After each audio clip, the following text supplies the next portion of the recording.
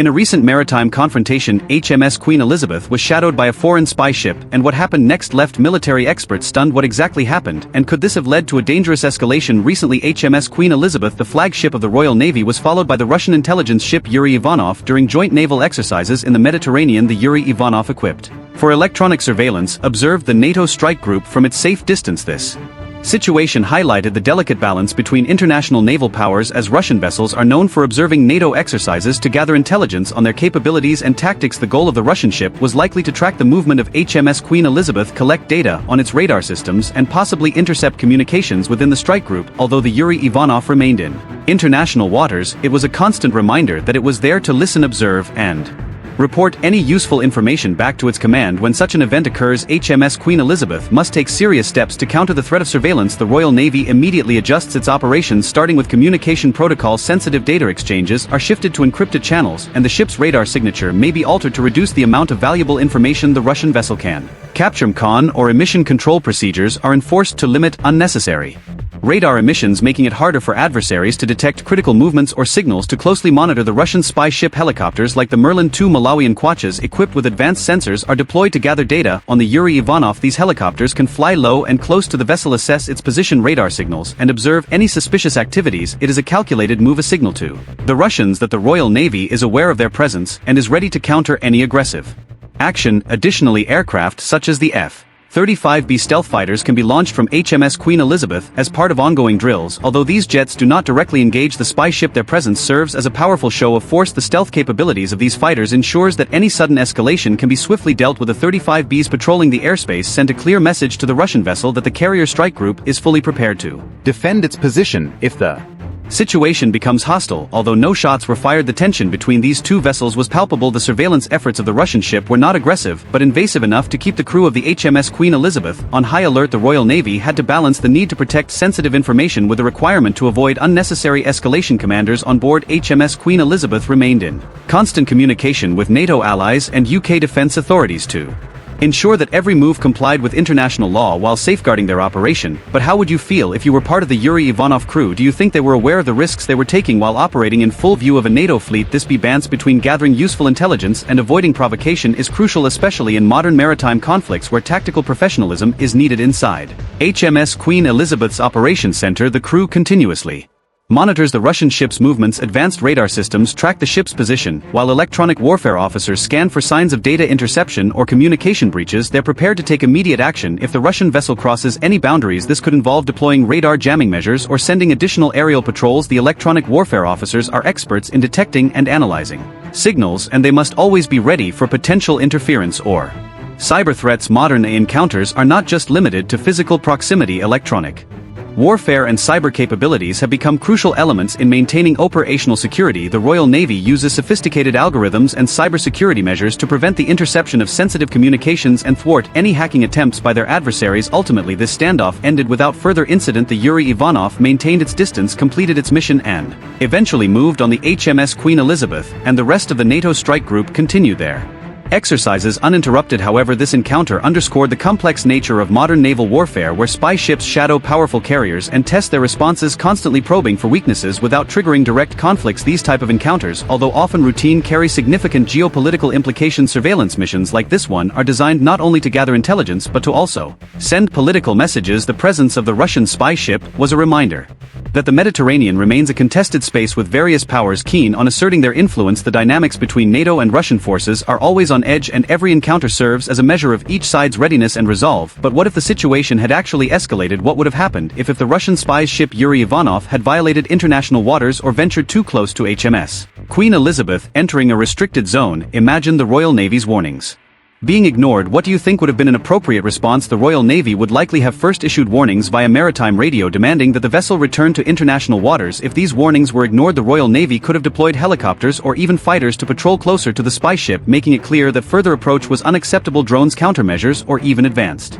electronic warfare could have been used to disrupt the spy ships operations. A more significant escalation might have involved direct action. The deployment of unmanned aerial vehicles or WAVs by both sides is becoming increasingly common in these situations. The Royal Navy could use WAVs to shadow the Russian vessel, providing real-time video feed and data analysis to the operations center on HMS Queen Elizabeth. These drones, equipped with high-def cameras and advanced sensors, can collect detailed information about the opposing ship without putting personnel in harm's way. In the event of further escalation, the fighters could have been used to shadow the spy ship, or in extra cases warning shots could have been fired. These actions would inevitably increase tensions but put pressure on both the Russian and British governments to respond appropriately. The presence of NATO allies in the area would also add to the complexity, as any significant incident would trigger a broader international response. This highlights the risks inherent with such encounters. A single miscalculation could lead to an unintended conflict. The diplomatic implications of such an escalation would be profound. The UK would need to coordinate closely with its NATO allies to ensure a unified stance. Both sides use media narratives to justify their actions, sway international opinion, and bolster domestic support. In practice, these maritime encounters emphasize the vulnerability of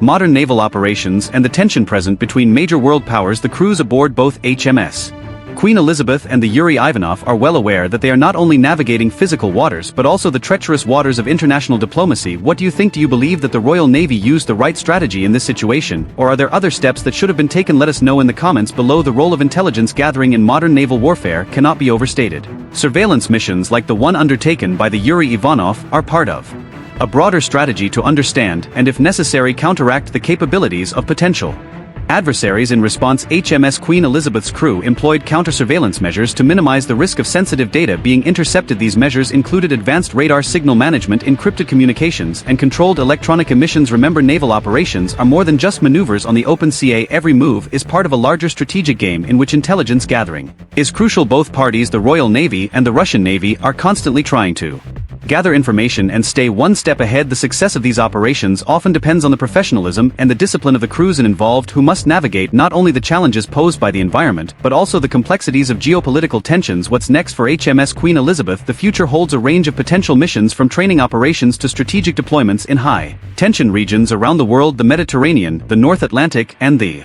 Indo-Pacific are all areas of strategic interest where HMS Queen Elizabeth might be deployed. These regions are hotspots for geopolitical tensions, and the presence of a powerful aircraft carrier like HMS Queen Elizabeth serves both as a deterrent and a statement of intent by the UK and its allies. One of the primary challenges facing the Royal Navy in the coming years will be the need to maintain a constant presence in these regions while adapting to the evolving nature of threats. The rise of unmanned systems, cyber warfare, and advanced missile technology means that future engagements will be far more complex than traditional ship-to-ship combat. HMS Queen Elizabeth and its strike group will need to be prepared to face not only conventional threats but also the challenges posed by new technologies and asymmetric warfare tactics. We can look forward to more exciting encounters and how the Royal Navy continues to adapt its strategies to the changing geopolitical landscape. The carriers' role in power projection, humanitarian missions, and maintaining freedom of navigation in contested waters will continue to be crucial as global tensions rise, particularly in areas like the South China Sea and the Arctic. The importance of a well-equipped and capable naval force cannot be underestimated. The crew aboard HMS Queen Elizabeth, from the pilots of the F-35B fighters to the radar technicians and electronic warfare officers, all play a vital role in ensuring the success of their missions. Each member of the crew must be prepared for a wide range of scenarios, from humanitarian assistance to full-scale conflict. The versatility of HMS Queen Elizabeth allows it to operate in a variety of roles, making it one of the most important assets in the Royal Navy's arsenal. In addition to its military capabilities, HMS Queen Elizabeth plays a significant role in fostering international partnerships. Joint exercises with allied navies such as those of the United States, Japan, and Australia help strengthen the bonds between nations and enhance interoperability. These exercises are essential for preparing the carrier strike group to operate seamlessly with other forces, ensuring a coordinated response in times of crisis. The presence of HMS Queen Elizabeth in international waters also serves as a symbol of the UK's commitment to global security and stability. As tensions continue to rise in regions like the Indo-Pacific, the Royal Navy's focus on partnerships and alliances becomes even more crucial. The South China Sea, for instance, is a flashow for potential conflicts, with several nations laying claim to its strategically vital waters. By deploying HMS Queen Elizabeth to these contested areas, the UK demonstrates its support for the rules-based international order and the importance of freedom of navigation. This is not just about showing military strength but also about reassuring allies and deterring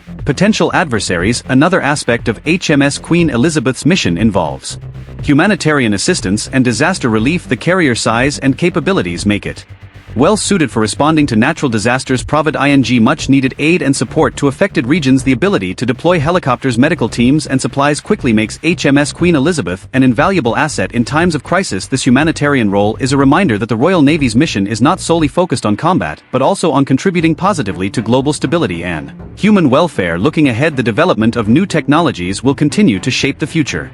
of naval warfare. The Royal Navy is already exploring the integration of autonomous systems, artificial intelligence, and advanced missile defense technologies into its operations. These innovations will enhance the capabilities of HMS Queen Elizabeth and its strike group, allowing them to respond more effectively to emerging threats. The use of unmanned systems, for example, can provide greater situational awareness and reduce the risk to personnel during high-risk operations. The concept of distributed lethality is another area of focus for the Royal Navy. This involves dispersing offensive capabilities across a wide range of platforms, making it more challenging for adversaries to target a single high-value asset like that of an aircraft carrier. By integrating advanced missile systems and unmanned platforms into the carrier strike group HMS Queen Elizabeth project power more effectively while minimizing vulnerabilities. This approach reflects the evolving nature of naval warfare, where flexibility and adaptability are key to maintaining a strategic advantage. The training and preparedness of the crew are also critical components of HMS Queen Elizabeth's success. Regular drills and exercises ensure that every member of the crew is ready to respond to a wide range of scenarios, from combat operations to emergency evacuations. The demanding nature of life aboard aircraft carrier requires discipline, resilience, and a high level of technical expertise. The Royal Navy invests heavily in training and development of its personnel, recognizing that the human element is just as important as the technology they operate. Let us know what you think the future holds for the world of naval operations. Share your thoughts in the comments, like this video if you found it interesting, and don't forget to subscribe for more thrilling videos on maritime missions and military confrontations. See you next time.